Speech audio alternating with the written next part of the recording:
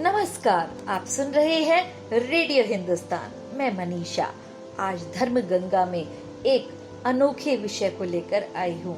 अनोखा इसलिए क्योंकि जो विषय जिस पर आज मैं बात करने जा रही हूँ उससे हम सभी डरते हैं, उस पर बात करने से बचते हैं, और वो है मृत्यु। मित्रों, शेक्सपियर ने भी कहा है अपने प्ले जूलियस सीजर में, कायर लोग हर पल मरते हैं। अपनी वास्तविक मृत्यु से पहले कायर लोग हर पल अपनी कायरता और डर के कारण मरते हैं, जबकि साहसी उसका केवल एक बार ही वरण करते हैं, अर्थात मृत्यु का एक बार ही वरण करते हैं जब उनकी वास्तविक मृत्यु आती है। जीवन की तरह मृत्यु भी अटल है, उसे टाला नहीं जा सकता। हाँ, हम उसको मीनिंगफुल और सुंदर बना सकते हैं। जैसा कि फेमस पोएट कीट्स ने भी कहा है कि जैसे हम अपने जीवन को सुंदर बनाने की कोशिश करते हैं, एफर्ट्स करते हैं, उतना ही प्रयत्न हमें अपनी मृत्यु को भी सुंदर बनाने में करना चाहिए। और यदि मृत्यु सुंदर हो जाए तो आप इमोर्टल हो जाते हैं, अमर हो जाते हैं, अजर हो जाते हैं। तो मृत्यु को कैसे सुंदर बनाया जा सकता है? We can seek beauty in death. How? Just dying for a great cause.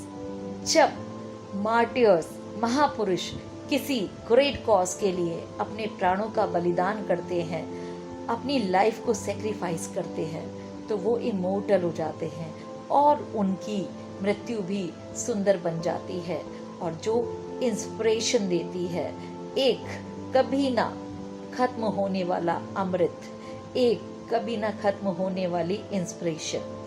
आज के इस एपिसोड में मैं आपको बताऊंगी आचार्य अनिल वत्स जी के विचार मृत्यु के बारे में। तो आज का एग्जैक्ट जो टॉपिक है वो है, आपके प्राण कहाँ से निकलेंगे।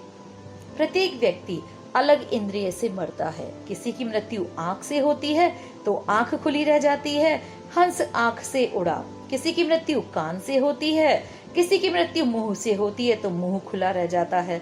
अधिक लोगों की मृत्यु जननेंद्रिय से होती है। क्यों? क्योंकि अधिकतर लोग जीवन में जननेंद्रिय के आसपास ही भटकते रहते हैं, उसके ऊपर उठ ही नहीं पाते।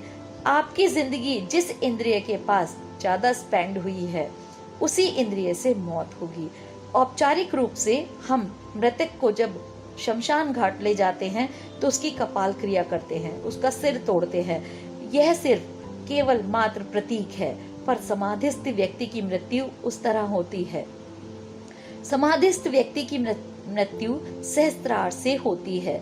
जननेंद्रिय सबसे नीचा द्वार है, जैसे कोई अपने घर की नाली में से प्रवेश करके बाहर निकले।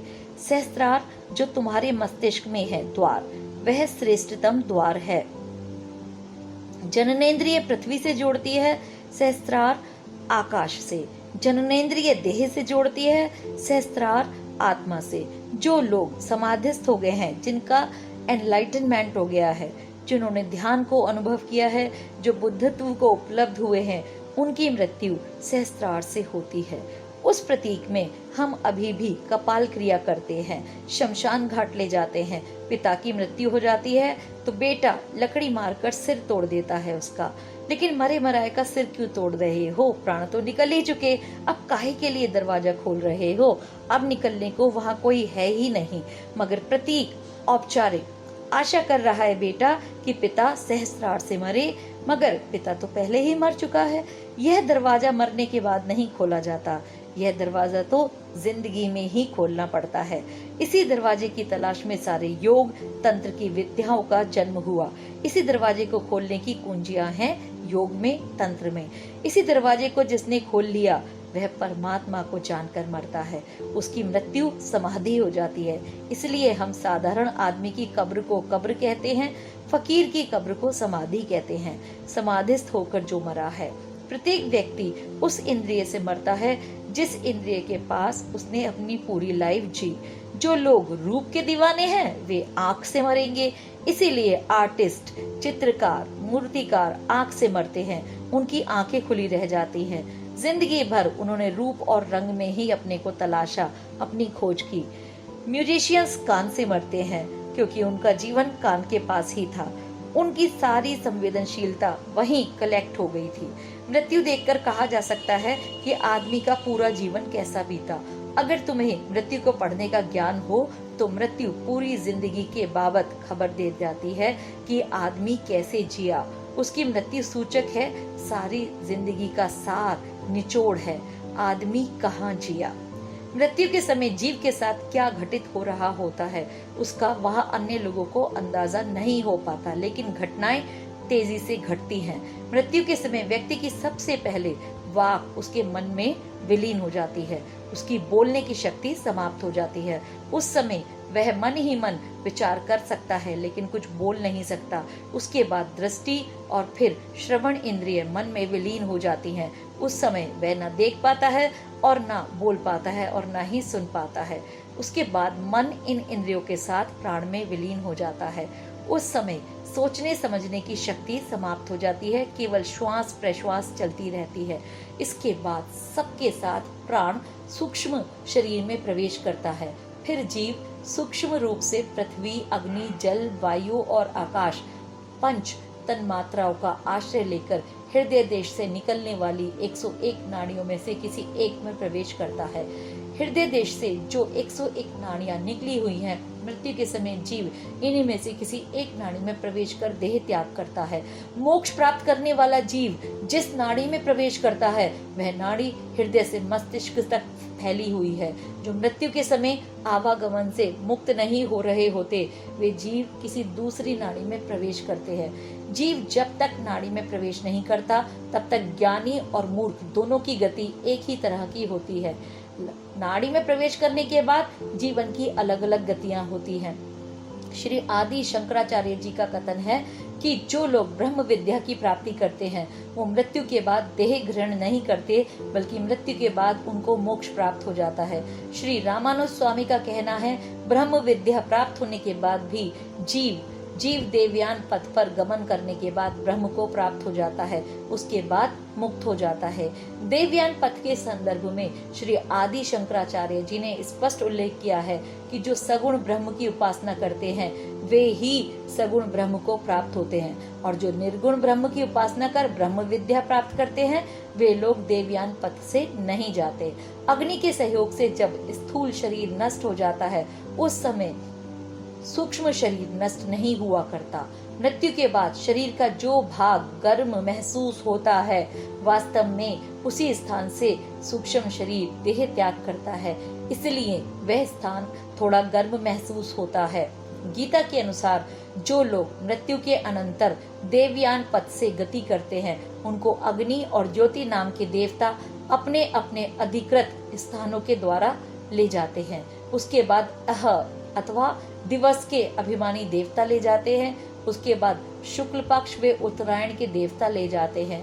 थोड़ा स्पष्ट शब्दों में कहें तो देवयान पथ में सबसे पहले अग्नि देवता का देश आता है, फिर दिवस देवता, शुक्ल पक्ष, उत्तरायण, वत्सर और फिर आदित्य देवता का देश आता है। देवयान मार्ग इन्हीं देवताओं के अधिकृत मार्ग से ही होकर गुजरता है। उसके बाद चंद्र, विद्युत, वरुण, इंद्र, प्रजापति तथा ब्रह्मा क्रमशः आदि के देश पड़ते हैं। जो ईश्वर की पूजा पाठ करते हैं, भक्ति करते हैं, वो इस मार्ग से जाते हैं और उनका पुनर्जन्म नहीं होता तथा वो अपने अभीष्ट के अविनाशी धाम चले जाते हैं। पितृयान मार्ग से भी चंद्रलोक जाना पड़ता है, लेकिन वो मार्ग थोड़ा अलग होता है। उस पथ पर धूम, रात्रि, कृष्ण पक्ष, दक्षिणायन आदि के अधिकृत देश पड़ते हैं, अर्थात ये सब देवता उस जीव को अपने देश के ऑथराइज्ड अधिकृत स्थान के मध्य से ले जाते हैं।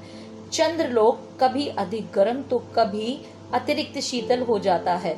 वहां अपने स्थूल शरीर के साथ कोई नहीं रह सकता, लेकिन अपने सूक्ष्म शरीर जो मृत्यु के बाद मिलता है के साथ चंद्रलोक में रह सकता है। जो ईश्वर पूजा नहीं करते, परोपकार नहीं करते, हर समय केवल इंद्रिय सुख भोग में अपना जीवन व्यतीत करते हैं, वे लोग मृत्यु के बाद न तो देवयान पथ से और न ही पितृयान पथ से जाते हैं, बल्कि वे पशु योनि जैसी उनकी आसक्ति या वासना हो में बार बार यहीं जन्म लेकर यहीं मरते रहते हैं।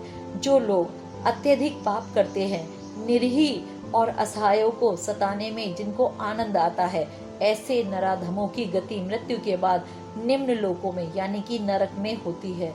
यहाँ ये जिस स्तर का कष्ट दूसरों को दिए होते हैं, उसका 10 गुना कष्ट उन्हें मिलता है। विभिन्न प्रकार के नरकों का वर्णन भारतीय ग्रंथों में दिया गया है। अतः नारायण का स्मरण सदैव करें। समय बीतता जा रहा है, जीवन ट्रांजिटरी है, क्षणभंगुर है। तो मित्रों, बस कहने का अर्थ ये है कि ये मानव जन्म हमें बहुत पुण्यों के उपरांत प्राप्त हुआ है। तो अपने कर्म और प्रारब्ध को, अपने बैंक खाते को, पुण्यों के खाते को हम इम्प्रूव करते रहें, पूजा करें, दिल से किसी का बुरा ना करें, और यदि कोई आपका बुरा कर रहा हो तो अपनी सुरक्षा जरूर करें, लेकिन बदले की भावना से कभी न भरे, और अपनी सोच को अच्छा रखें, क्योंकि जितनी अच्छी आपकी सोच होगी उतने ही अच्छे आपके कर्म होंगे। तो इसी के साथ अब मैं अनुमति लेती हूँ। अगले एपिसोड में अगले टॉपिक के साथ मैं फिर मिलूंगी। तब तक करते रहिए काम और सुनते रहिए radio Hindustan, radio Hindustan, radio Hindustan, radio Hindustan, radio Hindustan, radio Hindustan, radio Hindustan.